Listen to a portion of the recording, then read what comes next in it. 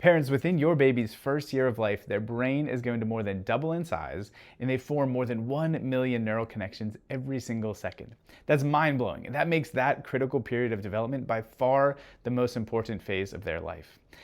But unfortunately, most of the advice you're given surrounding milestones is really inadequate. You're told to pay attention to general checkpoints like, did they crawl? Did they smile? When was their first steps? But you're not given a whole lot of advice. And if something feels off, if you're noticing something about your little one that seems a little bit delayed or disconnected, the advice you're typically given is to just wait and see, or you're told that they'll eventually grow out of it. I hate that. That is so unhelpful, and it misses what's really going on. If your baby is technically hitting their milestones, but there's deeper neurological dysregulation taking place, it's like the foundation of their development is cracked. And it's going to show up then as a baby, but it's going to massively show up later on in life as they develop. So whether you've got a little baby in this first year of life, or you have an older kiddo who is dealing with struggles in school, who's dealing with learning or focus or regulation challenges, 10, 12, 15 years old, let's talk about how that first year is so critical and how that's at the root of a million challenges later on in life. We can address it earlier on way more easily than we can later on in life. So don't look at their first year of life as a checklist just to hit and to stay on track. We need to look at it as a foundation to set them up to thrive later on in life. There's this amazing resource from the Harvard Center on the Developing Child I want to walk you through. There's 3 different graphs here. The yellow one, the blue one, and the red one are indicating sensory pathways, language development, higher level cognitive function. And if you could zoom in on that, what you would see is that with each of those different developmental pathways, the peak of nervous system connections, the peak of those synapse formations takes place in that first 12 months. Guys, even things that you'd think of as a older kiddo struggle, like cognitive regulation, that is peaking. The foundation, the groundwork is being laid in that first 12 months. So we really need to pay attention to this early developmental window. And like I said, if your instinct is that something is off, parents, don't ignore that. Trust that gut. And don't let a provider tell you, don't worry about it, they'll grow out of it at some point, because it's way more important than just hitting those milestones in the general time frame that they need to. It's really key to have that foundation laid. So what does that mean? What does this look like? The foundation of everything in your development, everything in all of our regulations in our bodies is the nervous system. Think of the nervous system, both your brain, your spinal cord, as the central operating system of everything else. Your gut, your immune system, your emotions, your sleep, everything is built on that foundation. And there's other aspects of wellness that we need to pay attention. There's a lot that goes into really being at our best, but that key starting point is the nervous system. Neuroplasticity, which is just this term that refers to how easily our brain and our nervous system can change, that is the highest it will ever be in that first year of life. But what happens is this subluxation, or this stress or disconnection in the nervous system, can take place, and that shows up in many ways, both as a baby and then later on in life. Right? That's why that phrase, they'll grow out of it, really is inadequate, because they don't grow out of those challenges, they just grow into the next version of them. So when we have that subluxation, when we have that dysregulation, that disconnection in their central operating system, it's going to create another fancy word called dysautonomia. What I want you to understand that as is just a nervous system stuck in fight or flight. I like to simplify things, so we're going to talk about that in a gas versus brake balance, right? The technical terminology is sympathetic, parasympathetic tones in the nervous system. Think of it as a gas versus brake balance, where your gas pedal is your survival mode. That is the fight or flight response. That's you running away from a bear in the woods and you have to make it out alive. It's okay to temporarily be in that stressed out state, but if you get stuck in fight or flight, if you are locked into that survival mode, the brake pedal gets shut off. That's rest and relaxation and digestion and immune system function and really all of our wellness stuff. What does a newborn baby's look like? What does a baby's life look like as a newborn? It's brake pedal, right? It's pretty simple. They should be eating and sleeping and pooping. And then a little bit later, we get into motor tone and we get into some other checkpoints, but we've got to start with those basic functions.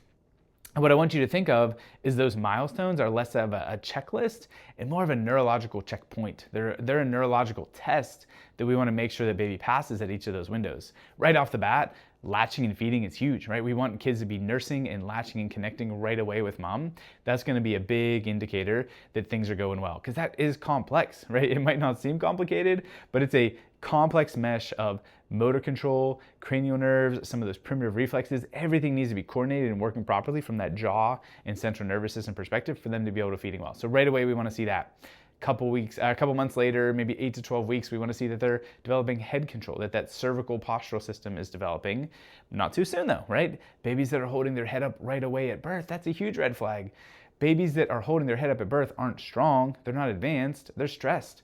Kids should be relaxed. They should be mushy and gushy and squishy, right? My baby Sophia here, if she's stiff and arched and tensed right at that birth process in that first month of life, that is not an advanced kiddo. That's one that's too rigid and too tense. And parents, if you've had a kid like that, you know that because they're not content, they're not happy, they're tensing and arching and twisting their head backwards.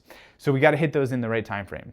Crawling is another huge one, guys. That's one of those really big neurological tests that tells us that our brain is communicating properly. And we really mean a proper cross-crawl pattern. Asymmetrical, maybe a army crawl, a butt scoot, those don't count. We need that right hand, right knee, left knee, cross-crawl pattern, because that's gonna be a huge indicator that learning, reading, focusing later on in life is going to be going better because we have that early neurostimulation. So a lot of those early foundational pieces will point us towards health later on. It's the sequence that matters more than the timing, right? We need to hit those check marks on track. So what happens when this isn't working? What happens when your kid is struggling and they're missing some of these? Where is it coming from? You think, I've got this precious, amazing little newborn. How could their life be off? The perfect storm is a whole complex of stresses that happens really, really early in life that can disrupt this process. That perfect storm usually starts with prenatal stress, birth intervention or birth trauma, and then early life challenges. So that prenatal stress might mean mom and dad are going through that pregnancy experience in more of a gas pedal survival mode state. Or maybe you struggled to conceive, you had a fertility journey, and now you're going through that pregnancy kind of holding your breath a little bit. You're a little bit more on edge because you're not sure what's going to happen. You don't really feel safe and secure. That hardwiring for your own nervous system is going to be ingrained into the babies as well, right? The umbilical cord is the power supply. However you're experiencing the world is going to be however they're experiencing it too. So that's one step, is that prenatal experience can really lock in that survival mode. The next piece of it that we see so frequently is the birth process, right? If you have a birth process that's forceps, vacuum extraction, C-section, that is a massive amount of torsion in that really important head and neck area. When you're pulling a baby and turning and twisting them in that really sensitive area, you create that subluxation or that stress response in the most important part of their nervous system, which is the brainstem. There's a nerve up here called the vagus nerve that a lot of you parents have heard of at this point. The vagus nerve is the brake pedal. That is the rest, relaxation, growth, development, gut health, digestion, immune system. All that stuff is coming from that vagal tone regulation. So when we have that birth injury or birth trauma, it's going to set you back. It's going to make it a lot harder for that baby to latch and feed and not have reflux and constipation and belly troubles and colic and all sorts of fussiness in that early season. So we see that as a huge connection point too. And guys, it doesn't have to be anything severe or traumatic. Like every single birth is a really big deal.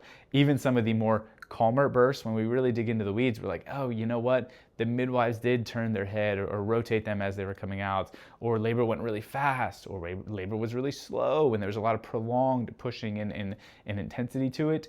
We really got to dig into those details and figure out where did this stress come from so we know the roadmap to fix it going forward. But then early life struggles are another huge red flag that this gas pedal, this fight or flight mode can get stuck in early on. If they had antibiotics early on in life, if they were dealing with some extra struggles, maybe they're dealing with some latching and feeding issues, and so they were on formula and you couldn't figure out the right formula type, and now they're dealing with other belly issues with that.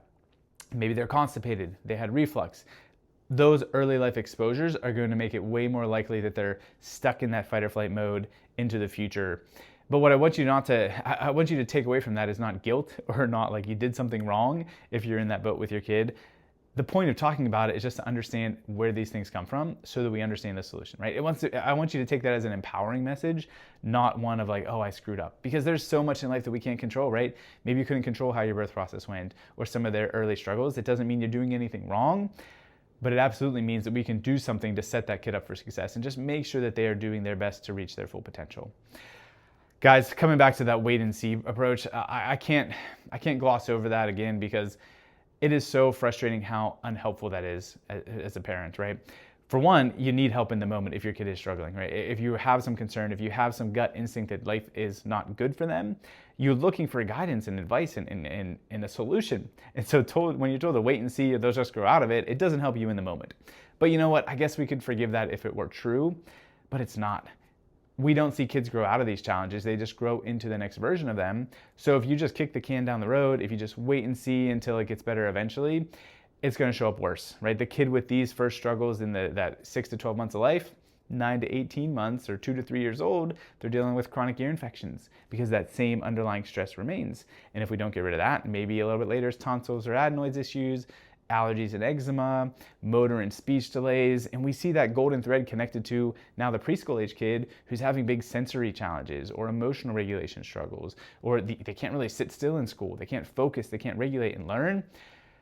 All of those are so connected to that first 12 months. So we need to understand that. One, to undo the damage. If you've got that older kiddo who's dealing with those school age struggles now, we got to go backwards to build that neurodevelopment from the get-go. But if you're in the thick of it right now, man, pat yourselves on the back, parents, because you can undo and prevent so many of those future challenges by the time and the effort and the energy you put into your kid's health at this point. So don't skip over that. Don't just wait and see until it gets worse, because you're going to regret it, because it's going to be way harder to undo that stress later on.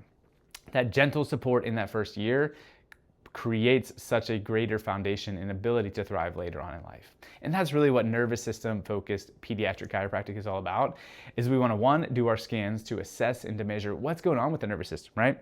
Let's check out, where are those primary findings? Are they stuck in fight or flight? Are they in that survival mode state? And then where within that neurospinal system are those primary patterns of stress? That's what our scans are designed to do. It lets us objectively measure and track that. And then as we go throughout care, we'll keep repeating those scans. Baby Sophia just jumped off the chair onto the ground.